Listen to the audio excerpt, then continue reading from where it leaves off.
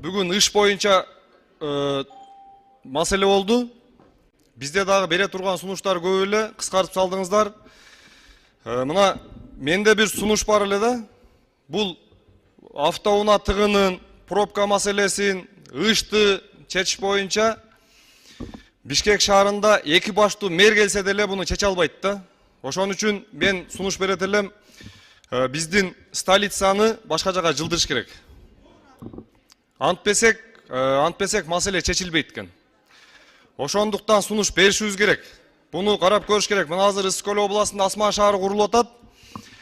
Асман шаарына мына бүгүнкү күндө 10 миллиард сомго жакын инвестиция тартылып атат да. Биздин ушул темир жолду жылдырыш үчүн эле 550 миллион доллар акча талап кылынып атыптыр.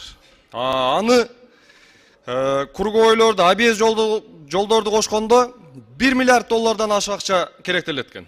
Ошон үчүн мен сунуш берет элем. Столицаны керек болсо өкмөттү, министрлер кабинетин шаардан алып чыгыш керек. Ошондо гана мына пробка маселеси чечилет эле да.